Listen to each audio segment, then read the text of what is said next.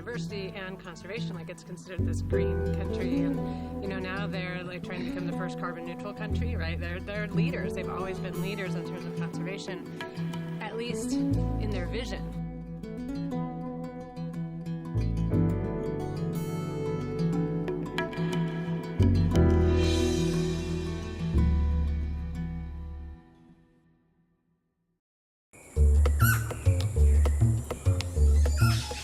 Julie got to Costa Rica during undergrad, and that's where Julie and I met, at undergrad at UC Santa Barbara.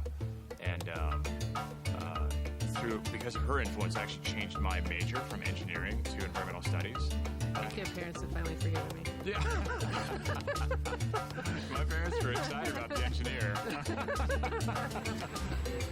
So I had a chance to go to Costa Rica a number of years later. I reached out to her to get some tips on like what to see and what to do. And I went down there and worked on a sea turtle nesting project as a volunteer for 6 months. Before I was started to preserve the rainforest, because there was so much deforestation happening around there for banana plantations and pineapple plantations. And about 5 years into that process, they started in 1989, and in 1994 they realized that they had all these leatherback sea turtles crawling up on their beaches every spring trying to lay eggs, and they realized they had one of the highest density nesting beaches in all of Costa Rica right there on their 4 miles of coastline. So they switched their focus from solely rainforest preservation to sea turtle conservation, and they started protecting the beach. I saw the potential to bring local students, and that could be the place that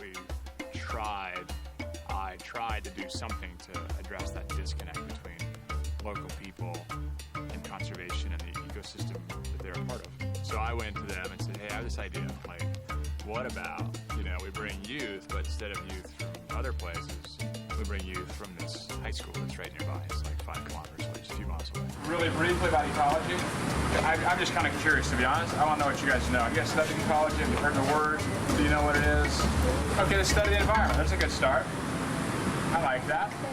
So we get these kids out there and we're teaching them about sea turtles and about the ecology of the area in Spanish. Both of us, had taken a lot of Spanish, but we definitely weren't fluent by any means, and we're trying to work with high school students who speak slang anyways. Yeah. And so we were talking to them. They seemed to mostly understand us, but then they'd start talking with each other, and it was really hard. What they're saying. Are they talking bad about us? What's going on? Are they bored? That's why they're chit-chatting so much? Like, we don't know. And we were really upfront with them. We're like, hey, we have this idea, and we don't know if it's going to work. And we're like, you're part of helping us figure out if it's going to work. And I think that, they got that. There was something there that, really helped this work. Boom, that's ecology. So last day, we got the kids together in a circle, which is what we do. And still, when we leave the reserve, we get together in a circle, and we share how the experience was with each other and what we learned and what we might bring back to our communities. And what they said was so moving and so profound about how they felt that we had trusted them and that we had given them this opportunity to make a difference and to meet these sea turtles. What they said is really what changed our lives. I'm sure it changed their lives, but it definitely changed our lives, because it was at that moment that we decided that this is what we needed to do. This is what we were ready to jump in with both feet and start this organization.